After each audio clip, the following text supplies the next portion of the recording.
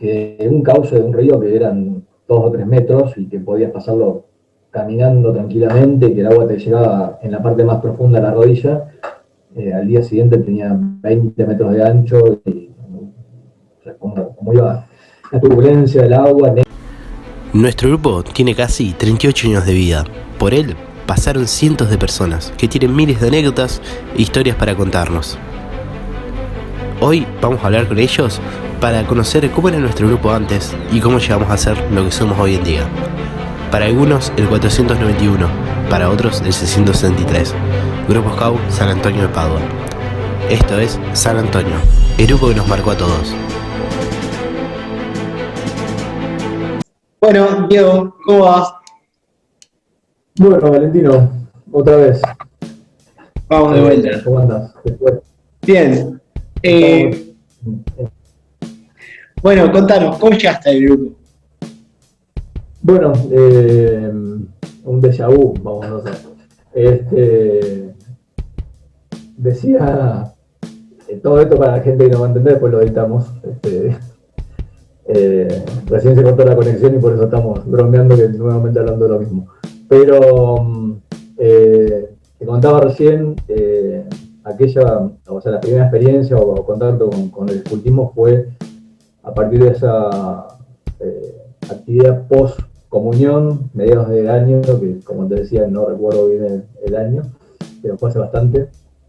Y con ese grupo parroquial de chicos y chicas que veníamos de hacer la comunión, mediados de ese año empezamos unas 2 semanas después en esta actividad con Ernesto Paulón, que fue nuestro primer dirigente, jefe de grupo luego, y Aquela, que también lo que te decía, a nosotros siempre quedó el nombre de Aquela, por más que vinieron varias Aquelas después, que conocí por lo menos durante los años que estuve con esto. Y así fue la primera experiencia. Bueno, Ernesto venía ya Ernesto Paulón, ¿no? Venía ya de hacer esta misma experiencia en Ceres, y que en lo personal, como te decía también antes, no había escuchado nunca de esta actividad. Así que bueno, ahí empezó todo este juego. ¿Por cuáles ramas pasaste? Y yo empecé con Scouts, porque en ese momento creo que la edad justo nos daba ahí en el límite, y bueno, quedaron los Lobatos. El Lobatos empezó mucho después, el año siguiente o al otro, no lo recuerdo bien, pero como todos los chicos que veníamos éramos de la misma edad en ese momento, prácticamente éramos todos Scouts. Y después, bueno, el paso fue a Riders, que bueno, después se cambió el nombre a Caminantes. No sé si sigue con el mismo nombre hoy. Sí. Y Robert, que hubiese sido el paso siguiente, en ese momento no había dirigentes, no había cantidad de postulantes como para que estuviera abierta la rama. Así que fue un paso directo a la dirigencia como ayudante de tropa, también con los Scouts en ese momento. Una experiencia linda, pero que en ese momento uno de los que quizás lo escuchaste nombrar, de los dirigentes que para mí también marcó un poco la vida dentro del escultismo, a Rubén Jossen, a Rulli. Bueno, él fue el dirigente nuestro como rider, y él en su momento me decía que no estaba bueno eso de ser tan joven dirigente, porque como que uno quemaba una etapa que todavía faltaba de formación. Y con el tiempo, en ese momento uno no lo veía, y ahora cuando uno ve en retrospectiva, sí, realmente eso estaba bueno, haber pasado por todas las etapas, o por ahí haber cambiado un poquito la dirigencia. Yo creo que estuve un año como ayudante de tropa, y al año siguiente ya era jefe de la tropa. O sea, fue quemar una etapa bastante importante. Con muchos aciertos, errores, eso quizás hoy uno lo puede ver, como te decía antes, en retrospectiva, pero en ese momento quizás no lo veía así. Igualmente siempre estaba acompañado por otros dirigentes con mucha más experiencia, más grandes, eso también era bueno. dentro de la experiencia que se estaba haciendo, ¿no? ¿Qué recordás de tus años como beneficiario? Mira, estamos hablando justo antes y cuando empezamos también estos primeros contactos que hicimos por WhatsApp, como que te trae muchos recuerdos de gente que por ahí, yo hace más de 20 años que o sea, dejé la ciudad, dejé Rafaela y también un poquito dejé del escultismo. Unas cosas buenas o muy buenas que me quedaron de aquel tiempo es la educación en valores. Creo que eso es bastante o muy importante. Más allá de la modalidad, que en este caso era o institucionalmente representa el escultismo. Creo que esas son las cosas que a uno le quedan para siempre. Aquel que las absorbió bien, creo que es un elemento muy importante para la vida misma. Eso, digamos, en la parte más intelectual, filosófica, si quieres llamarla. Pero después, en la parte del juego, sí, creo que las experiencias de ese, como lo es, un gran juego, un momento de compartir vivencias, de tener otras experiencias, la amistad, los grupos que se generan. Para mí eso fue muy bueno en el momento y en el tiempo también, haberlo sostenido en el tiempo también. Y encontrar siempre alguna persona que es o fue scout y compartir esa experiencia también, ¿no? En lo personal, la vida me llevó por otros caminos y hoy, quizás más en su momento, el tiempo me faltaba como para poder hacerlo. Hoy que lo tengo, lo estoy dedicando a otra acción y como te decía antes, en la educación en valores, eso me ha quedado mucho de lo que rescato de aquella época. Y bueno, también como estábamos hablando antes, una de los recuerdos de lo primero que vino cuando hablamos de esos primeros momentos de WhatsApp, fue el primer campamento. O sea, para mí fue una experiencia totalmente diferente y creo que para todos los que éramos ese grupo también. ¿Cómo fue ese primer campamento?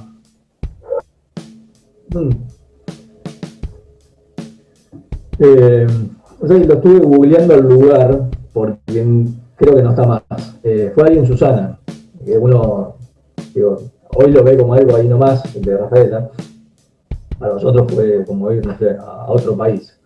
Pero el lugar se llamaba Jardines de Betania. No sé si seguiría existiendo, lo busqué en el Google y no lo ubiqué.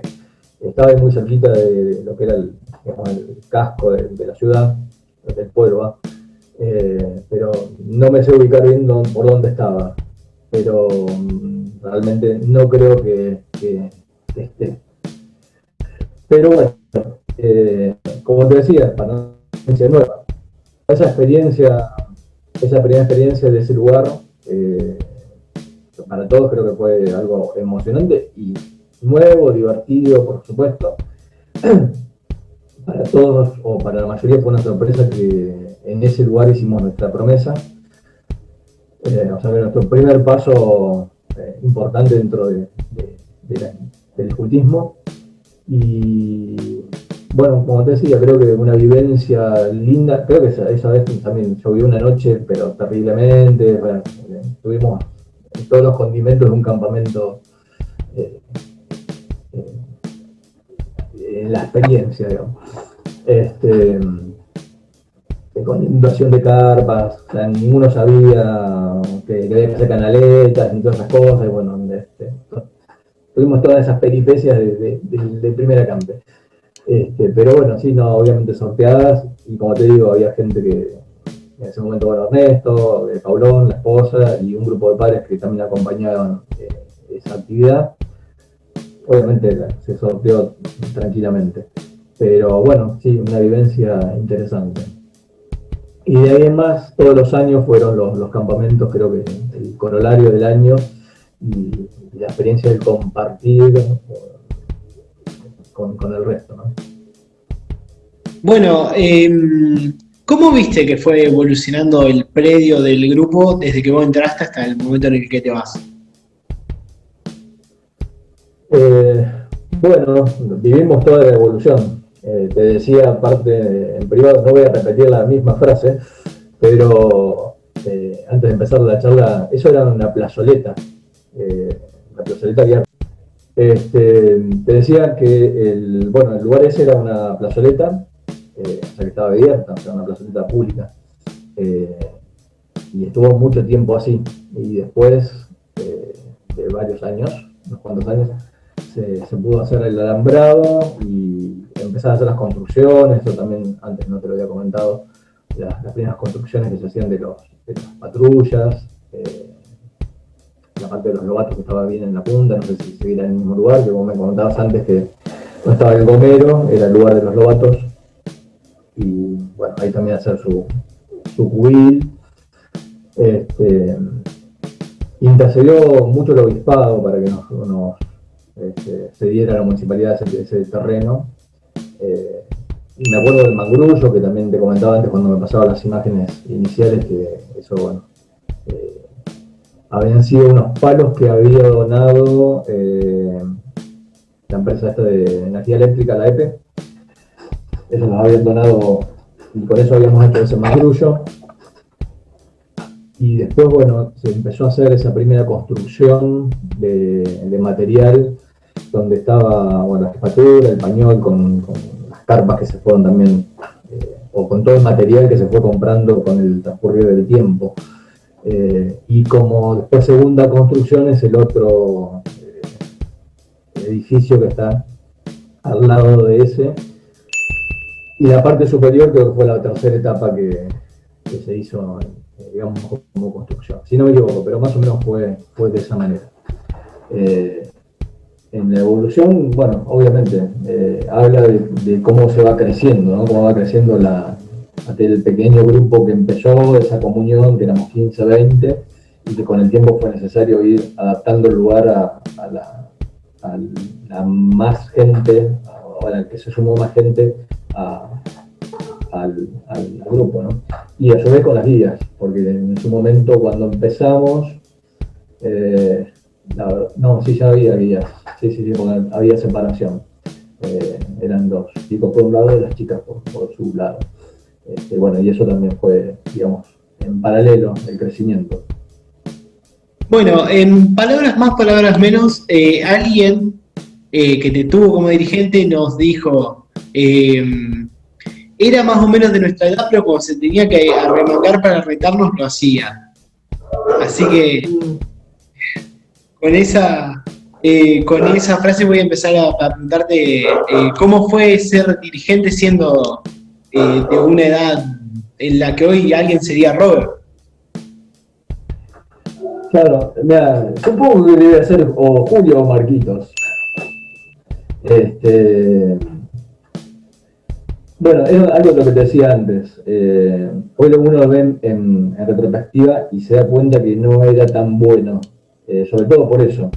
A veces la vivencia de alguien que es un poco más adulto, y a veces no tanto, tampoco tan adulto, pero sí con cierta diferencia de edad, le permite tener un manejo de situaciones que en el momento quizás esa franja que vos mencionabas de edades, no sé si te hacía dudar, porque no recuerdo efectivamente eso, pero sí que tenías que generar o ganarte un respeto por esa mínima diferencia de edad que había. Y cuando hablamos de mínima diferencia, estamos hablando de chicos que tenían 12 años y yo tenía 18 países recién cumplidos. Pero bueno, como experiencia fue muy buena, eso obviamente lo rescato. Si hoy tendría que volver a hacerlo, lo pensaría, y si tendría que recomendarlo, no lo recomendaría. Como te decía antes también, creo que hay etapas que hay que ir quemando, hay que ir cumpliendo. No sé si son tan rígidas, creo que también el mundo y las personas con el mundo van evolucionando, pero sí por ahí los seguimientos habría que hacerlos de otra manera. Como te dije antes, yo empecé como ayudante de tropa, que quizás era algo mejor, o era algo más, por decirlo de alguna manera, controlado por el hecho que tenía alguien a quien recurrir, o alguien que realmente tenía la responsabilidad primaria, y de pronto un año después me encontré con una tropa a cargo.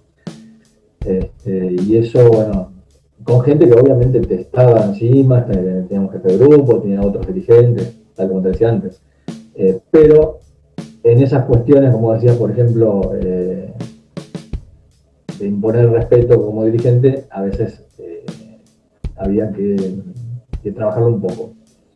¿Qué se hacía? Y yo creo que fue buena. No lo recomiendo, nuevamente. ¿Quiénes te acordás que te fueron acompañando como dirigente en las diferentes ramas? ¿Por cuáles ramas fuiste dirigente?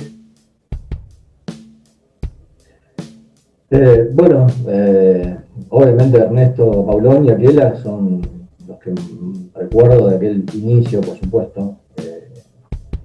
Y han ido pasando muchos. Puma Feliz, Ferrero, que no me acuerdo el nombre de él. Bueno, Puma Feliz, que quizás te lo han nombrado. Y me estoy tratando de acordar el nombre y no me acuerdo. Es Ferrero de apellido, pero no me acuerdo el nombre. Los hermanos de él, los hijos de él eran hermanos. Daniel y Oscar fueron compañeros de toda el transcurrir de Scouts, por lo menos, creo que el primer año de Riders, y después cuando también ellos siguieron otros rumbos. De ellos me acuerdo, de Ruli Josen, que te decía antes, bueno, Maguira, que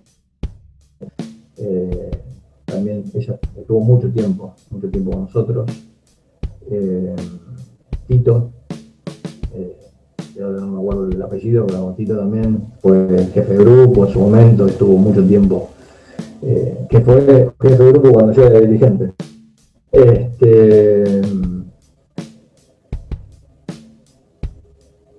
Y sí, bueno, después otros chicos que han ido a otros grupos.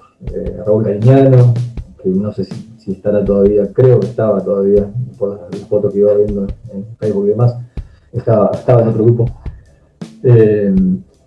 Y creo que, bueno, todos han marcado alguna experiencia en todo este gran juego, ¿no? Eso seguro. Bueno, ahora voy a mostrarte una foto que quiero ver si te acordás algo. A ver. Acá está. Sí. Bueno, ahí está Marquitos atrás. Julio al lado, no lo reconocía.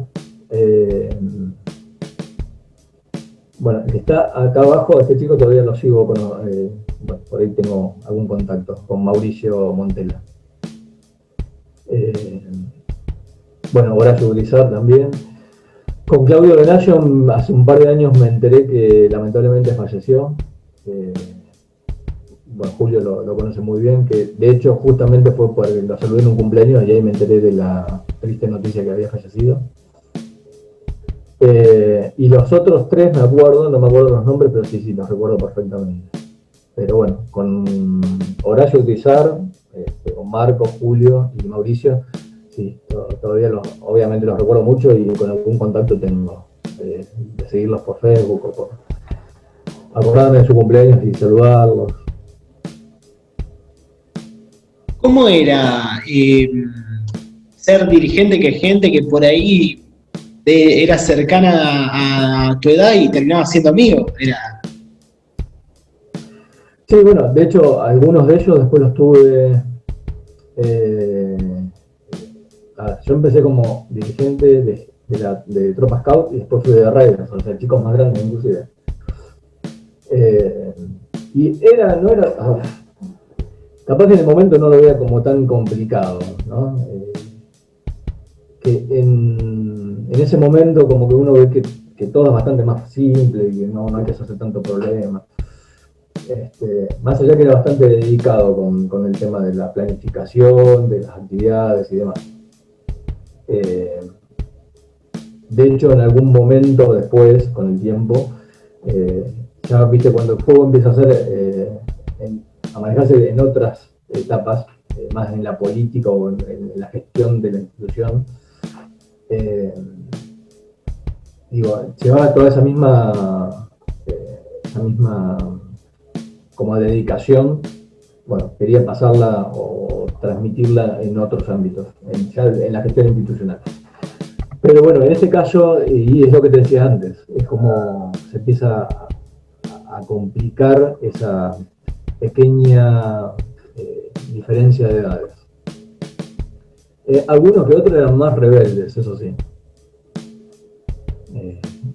De ahí, los dos chiquitos que estaban adelante, que no me puedo acordar los nombres, y seguramente alguien se va a acordar, jugaban al rugby y también hubo que hacer todo como una suerte de adecuación a sus horarios para que no se pierdan de venir al grupo.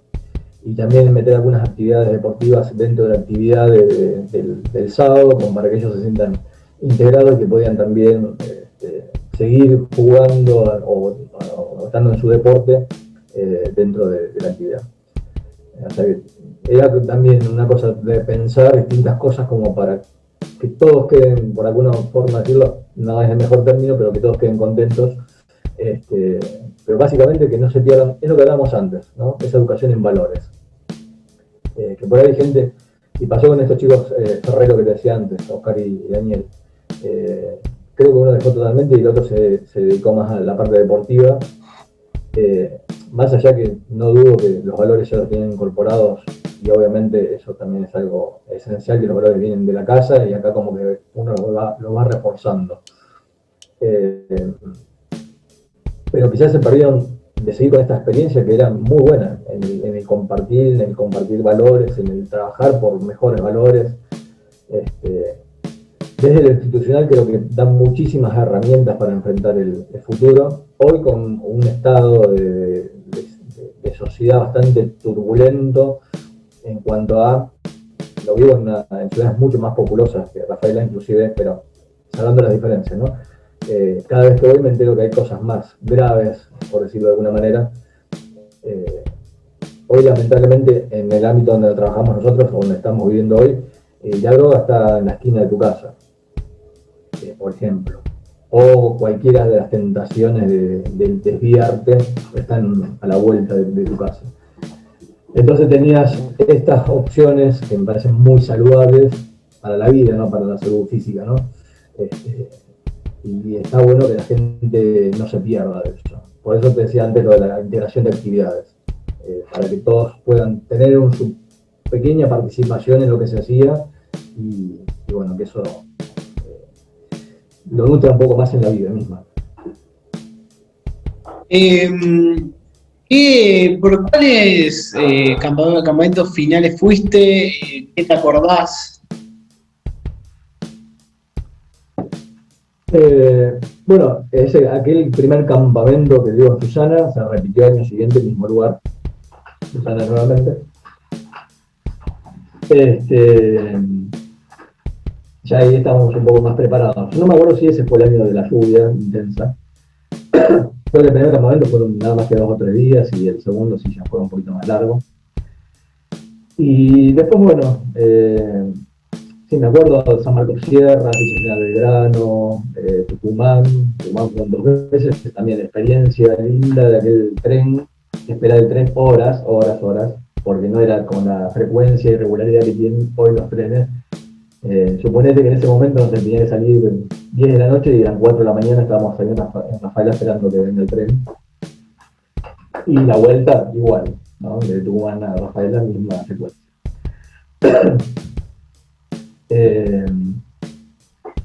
Es cierto que fueron a la casita de Tucumán ahí. Claro. Bueno, ahí sí. Obviamente el recorrido obligado prácticamente para ir a Tucumán era pasar por ahí. Creo el único campamento que no fui, que quizás tenga la referencia, fue cuando fueron a las Pirquitas en Catamarca. Fue un campamento bastante atípico y me salvé, porque hubo una ingesta, parece, de agua con alguna bacteria y hubo una descomposición masiva de la gente.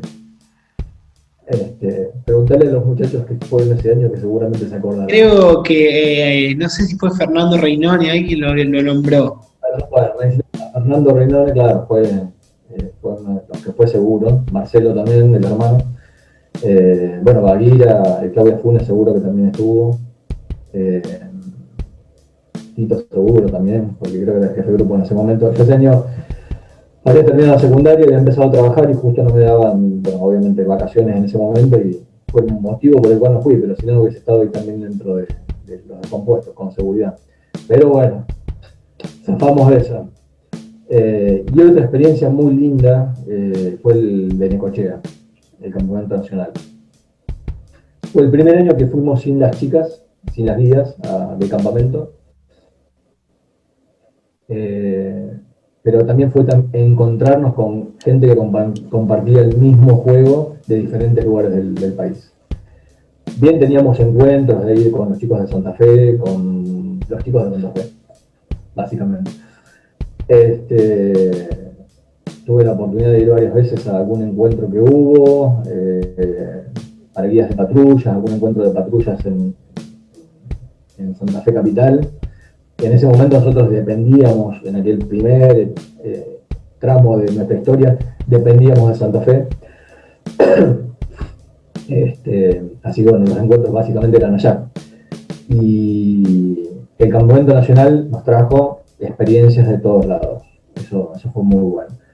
Otra experiencia que no participé, pero seguramente fue muy positiva, fueron los que tuvieron la posibilidad de ir arriba al Jamboree.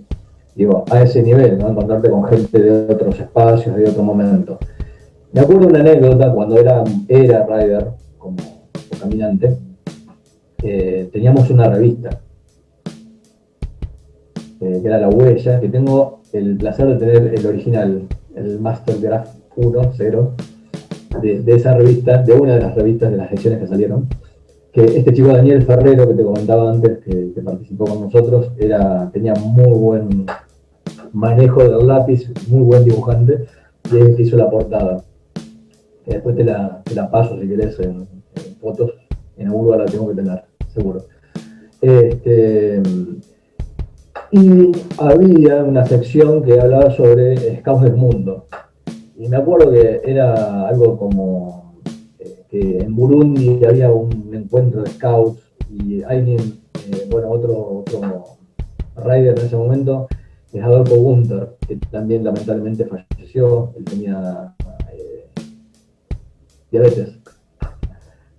Y bueno, con el tiempo lamentablemente se lo cobró la salud. Y él decía, ¿pero qué vamos a hablar de los Scouts de Burundi? ¿Por qué no ponemos cosas de otra cosa? Bueno, pero esto es lo que nos también hace ver en ese momento que no somos nosotros. O sea, no termina esto acá en Rafaela. O sea, somos ni en Santa Fe, o que era el mundo de Scouts que conocíamos nosotros. Digo, esta es una gran hermandad, como nos decían, una gran hermandad mundial. Y esto de alguna manera, o ese pequeño artículo que eran, no sé, 5 centímetros, 5 líneas, tampoco era un desarrollo muy largo, pero justamente lo que trataba de visualizar en ese momento, que no teníamos el acceso a internet como tenemos hoy, claramente. No me acuerdo no me acuerdo de dónde había salido la noticia esa, pero digo, era la forma de saber que había más gente como nosotros en algún lugar del mundo, en este lugar que se llamaba Burundi, en África, y que bueno, estaban pasando por lo mismo que nosotros. ¿Hay alguna otra anécdota de los campamentos? Supongo, más cuando son campamentos finales, debe haber pasado cada cosa. Sí, bueno, anécdotas muchísimas, de las que busques, desde las caídas hasta, bueno, cosas que no salieron y se volvieron a hacer. Inundación, me acuerdo, es así, digamos, las anécdotas que te quedan como experiencias llamativas y bueno, no las quisiera volver a repetir. Fue en Córdoba, pero no me acuerdo en qué lugar de Córdoba.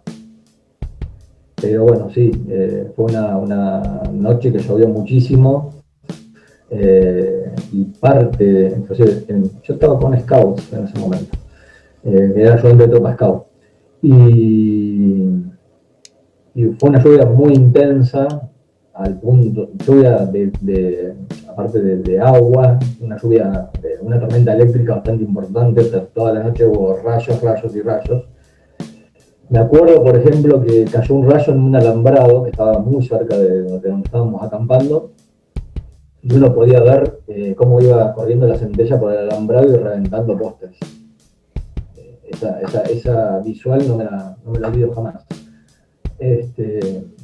Y después estar pendientes en la noche cómo iba creciendo el río, porque estaba bastante cerca del campamento, ¿no? Y que un cauce de un río que eran 2 o 3 metros y que podías pasarlo caminando tranquilamente, y que el agua te llegaba en la parte más profunda a la rodilla. Al día siguiente tenía 20 metros de ancho y o sea, como iba la turbulencia del agua negra, totalmente marrón, de lo que venía cayendo de la cumbre. Bueno, experiencia llamativa, y obviamente eso mismo también nos abría la cabeza de decir, bueno, che, la próxima hay que prever que esto puede pasar. Inclusive también ahí estábamos bastante alejados del pueblo, que pasaba con los suministros y demás, como para allá. Por suerte, obviamente no pasó nada. O sea, la cadena de suministro llegó, podíamos seguir yendo al pueblo y demás. Pero bueno, también esa experiencia te sirve como para decir, bueno, de acá más tenemos que fijarnos también esto, ¿no? Que si nos corta un camino, cómo llegamos a, o cómo vamos en una emergencia A, si vino este aluvión y nos cortó el camino y demás. Todas cosas que uno va adquiriendo con la experiencia, ¿no? Y que hasta ese momento nunca habían pasado.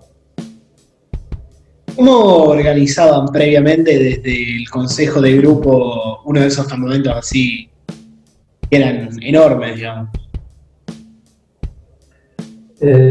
Mira, yo me acuerdo en su momento, en la planificación, obviamente ya mitad de año o antes quizás, se empezaba a ver posibles lugares para los campamentos.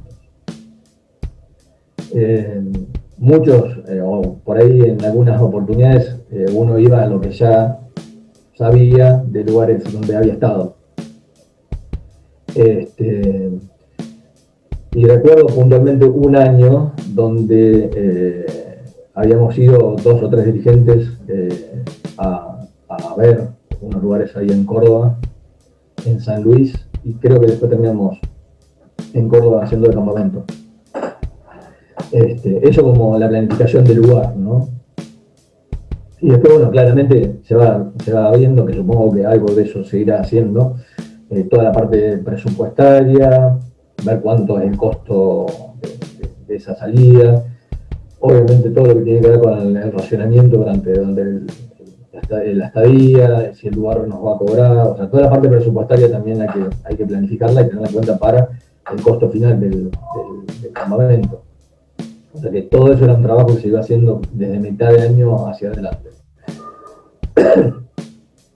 El transporte era otro tema también, conseguir el transporte para ir, la cantidad de gente que iba a ir o que iba a participar del campamento, lo que condicionaba también el lugar. A veces, me acuerdo de esa vez que fuimos a ver esos lugares, uno de los problemas que había en San Luis, en un lugar en San Luis, era el lugar. O sea, era un lugar muy chico para tanta gente. Era un lugar muy lindo para ir, pero no era para tanta gente. O sea, no había estructura sanitaria, por ejemplo, no había para sostener tanta cantidad de gente. Era lamentable porque el lugar era muy lindo, realmente, pero bueno, tuvimos que descartar por eso. O sea que, si hay lugares en la planificación, hay que ver varias cosas antes de decidir por un lugar, lo primero, y todo lo que tiene que ver con la parte presupuestaria también, ¿no? Que te decía. Bueno, supongo que ya en esos entonces, para recaudar plata, se habrán hecho las cenas del grupo, o ya sea los cumpleaños. ¿Hay alguna que recuerdes?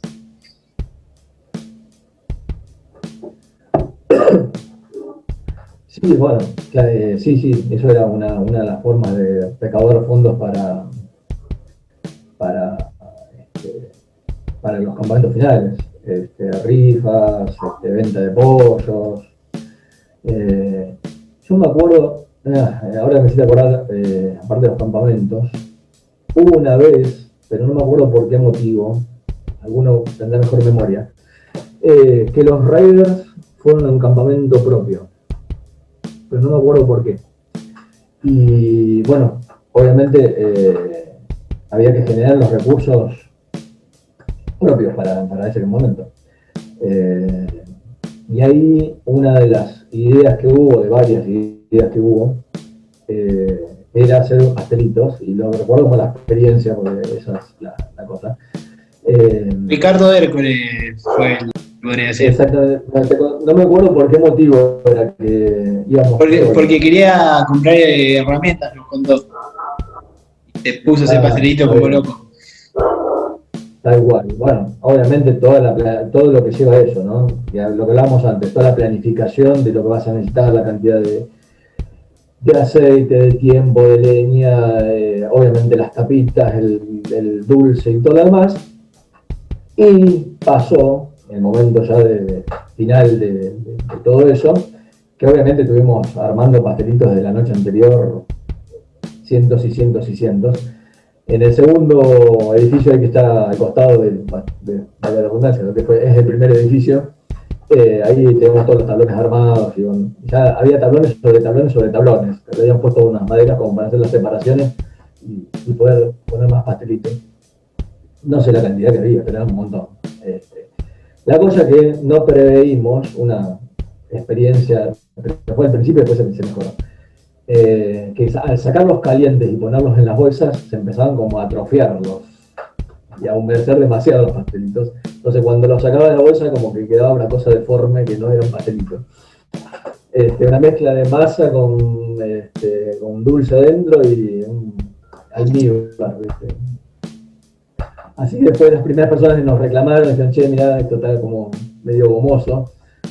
Nos dimos cuenta que, claro, calor dentro de la bolsa, porque ¿qué había pasado? Para hacerlo más rápido, digamos, la entrega, empezamos a poner 6, 12 pastelitos en bolsa y embolsar, y ya venía la gente y se los dábamos. Claro, pero no previmos eso, que el calor condensaba dentro y eso se iba ablandando todo y bueno. Pero bueno, fue una experiencia. Se revirtió en el momento cuando nos dimos cuenta de lo que estaba pasando y bueno, se lo empezó a manejar de otra manera. Pero bueno, es lo que hablábamos antes, ¿no? De todas esas cosas que se iban haciendo para ir recaudando fondos. Y cenas, bueno, cientos, sí. No sé si cientos, pero bueno, unas cuantas. En distintos lugares, me acuerdo en Atlético fue una grande, que creo que fue la de aniversario. Experiencia también, en un momento estábamos inflando unos globos con compresor y vino alguien y nos dijo, che, eso puede explotar. No tienen que inflarlos con compresor porque el oxígeno, eso, el calor, oxígeno, explota y vamos a volar todos. Así que bueno, desinflando los globos que ya habíamos inflado para volverlos a inflar con boca. Viste, a veces para facilitar las cosas uno busca herramientas y no son tan buenas las herramientas. Hay que volver a la manual, nada más. Pero bueno, sí, eso me acuerdo, en Atlético fue una escena muy grande. Otra cosa que se hacía en ese momento, hablando de Atlético, las carreras. En las carreras del TC nos daban un puesto de choripanes y bebida, y nosotros íbamos a vender entradas. Nos negreaban como natales esos turnos de 6 horas a la madrugada, frío, vendiendo entradas, pero bueno, todo sea por la causa, digamos. Pero sí, eso se hacía, no sé si se seguirá haciendo, pero me acuerdo que era una de las formas de recaudar fondos. Bueno, ahora la pregunta final que le hacemos a todos. Antes te mostraba el predio y bueno, estuvimos charlando sobre tu paso por el grupo. Cuando te dicen San Antonio, cuando mirás el predio después de tantos años, ¿qué sentís? ¿Qué se te pasa por la cabeza? Ya cuando Julio me convocó a esta experiencia también interesante, yo me dedico a la comunicación y el marketing. Bueno, me gustaba esta propuesta, ¿no? Y cuando hablaba con vos, decir, bueno, queremos recabar toda la información para que no se pierda en el tiempo.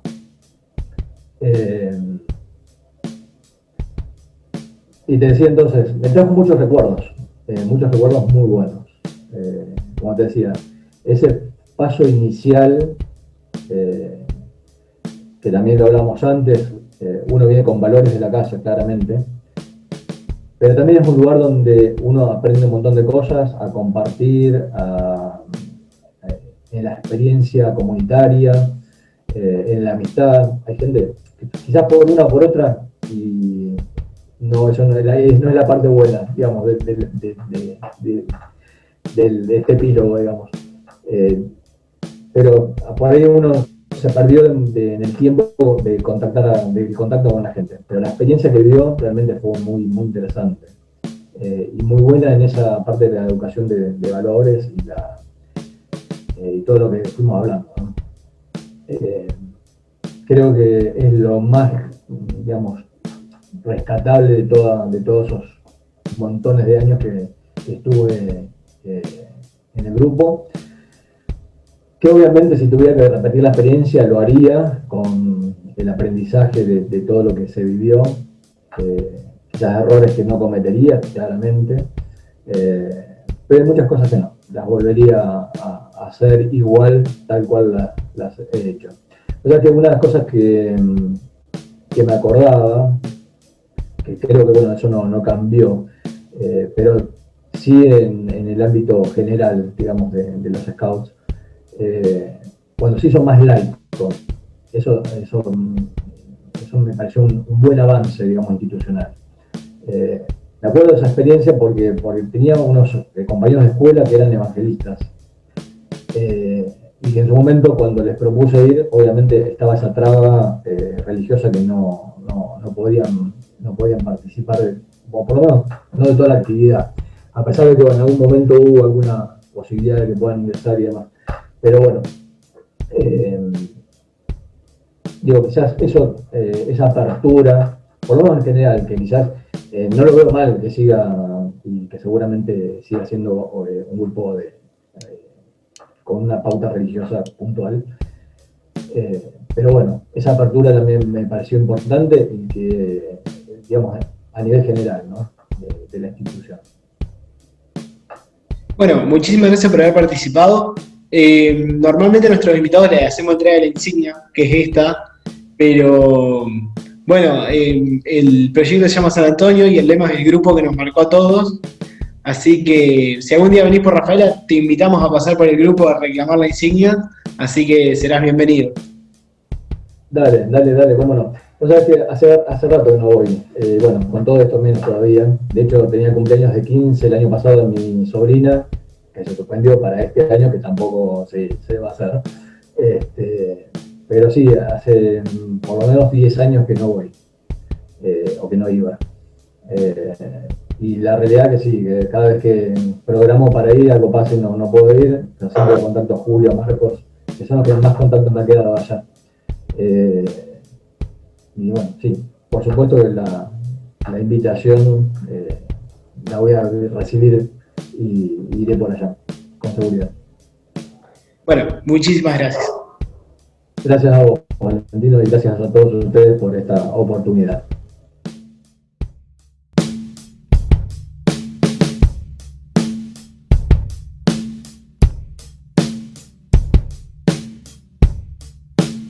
¿Viste? Tenía que hacerte vos las letrinas y todo. Me dice, no, bueno, sí, ni hablar. Los campamentos de fin de año, ¿viste? Sí, eso era siempre joda. ¿A dónde se iban a fin de año? ¿Cuáles te acordabas de haber ido? Y bueno, mi primer campamento fue Villa General Belgrano, Córdoba. Bueno, después fui a Catamarca. Bueno, Córdoba fui varias veces. Villa General Belgrano.